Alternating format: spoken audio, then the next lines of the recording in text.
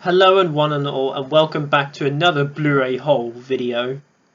And yes, it is the end of June, halfway through the month, and it's still going crazy what's going on right now. But I've picked up some Blu-rays this month, and yeah, so yes, I have 6 titles in this video. I have one, which is a 3-disc pack, and I have another oldly release, and then 4 of these movies are new releases. So technically I have 4 of each, 4 older releases and 4 new releases. But technically I do have 6 Blu-ray cases. But yeah. So yes, guys, I hope you are enjoying these types of videos. I mean, I don't do them every month. It depends what's happening with me. And yes, I will not forget about these, even if I don't tend to do them if I don't get enough Blu-rays. But I've got a pretty good amount, so without further ado, let's get into this Blu-ray haul of June 2020. Alright, first up is a cop comedy series from the 80s. Well, the third one was released in 1994, one of the biggest movie years. And that is Beverly Hills Cop 3-pack. Yes, this contains all 3 of the movies. The first 2 I've watched. I've yet to watch the third one. I am actually going to watch it at some point, actually. But the first one is easily one of the best comedies from the 80s. You know, you got other great 80s comedies like, Ghostbusters, The Breakfast Club, Back to the Future, Ferris Bueller's Day Off, Beetlejuice, etc. Oh, and Lethal Weapon as well. But this is definitely a great 80s comedy, the original. Eddie Murphy is funny as Axel Foley. And the second one's very enjoyable as well. I enjoy the second one. Enjoy how it's got the action in it and there. And I've still yet to watch the third, so I am going to watch it at some point. Probably once I've made this video. So, but yes, Beverly Hills Cop. The first 2 I really enjoy. Third one I haven't heard too many good things, but I'll give it a watch. Alright, next up. This is a film that came out in 2014. This is a film made where I live, Northern Ireland. Woohoo! This is a war film released in 2014.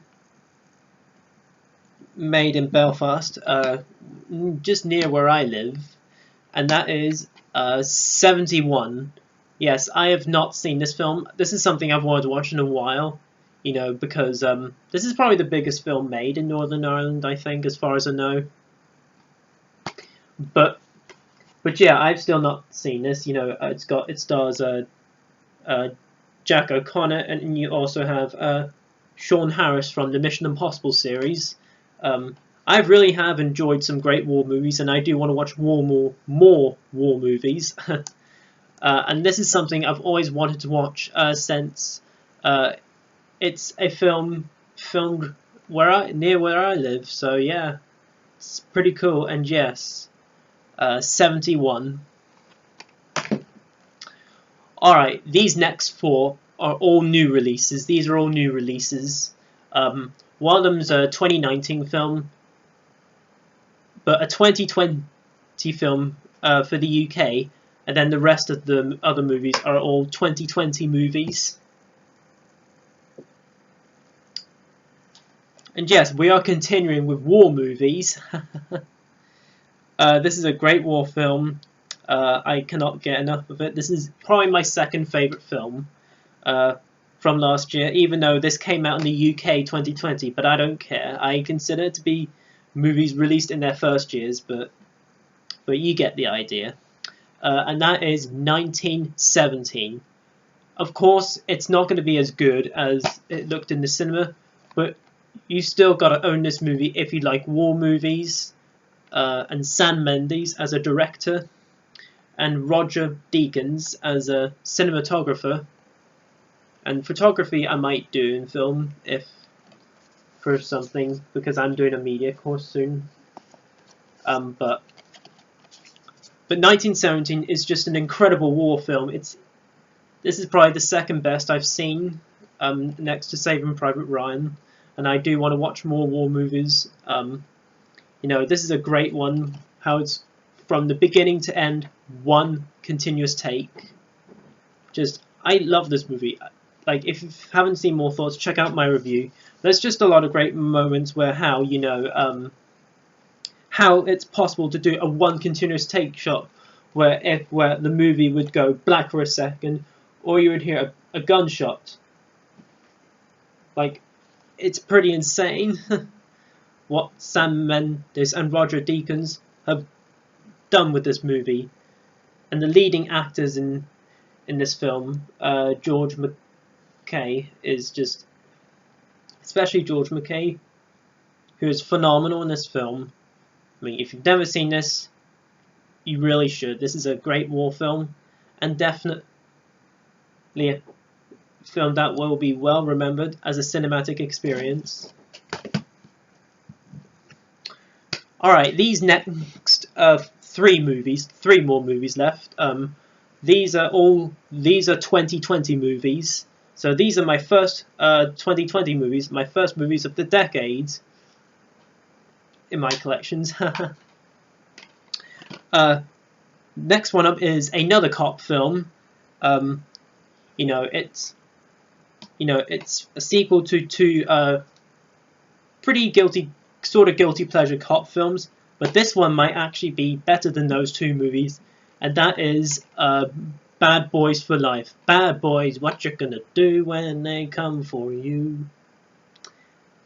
Yes, this is a great one, and apparently believe it or not, there's going to be a fourth Beverly Hills Cop, and the two directors of this movie are probably going to do that. But if you haven't heard more thoughts, check out my review of this. This is a fun cop film. I mean, it may not be a great film, but I definitely did have fun with this movie. And, great to see, Martin Lawrence and Will Smith as a duo once again. And yeah, I love cop duo movies, especially with Lethal Weapon and yeah, Bad Boys for Life. This is easily the best of the Bad Boys movies. And yeah, alright, two more here. This is the one and only comic book movie in my collection. This is the most recent DCU movie, and that is Birds of Prey. I'm not going to say the full title, which is And the Fantasticness of One Harley Quinn. This title is the Doctor Strangelove for comic book movies. I'm just kidding. But yeah, this isn't necessarily a sequel to Suicide Squad, but this is definitely I don't want to go into too much detail, but I still have a fun time with this movie. I mean, I wouldn't go far saying it's great, despite my review if you've seen it, but this is still a very fun DCU movie, and it's got some good characters that are introduced. And by the way, they've changed the certificate rating, because look, see that? Yeah. But yeah, Birds of Prey. If you haven't heard more thoughts, check out my review and my DCU ranking video. Alright, one more Blu-rays, last but certainly not least. Yes, this is a film that caused a lot of controversy before it came out. It's been delayed.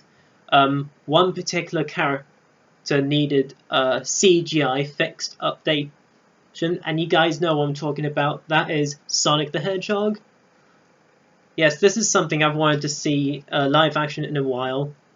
And as soon as I seen Sonic's design before this design, I just thought, oh dearie me, what were they thinking? But until they fixed him, which cost them a lot of money to fix, there we go.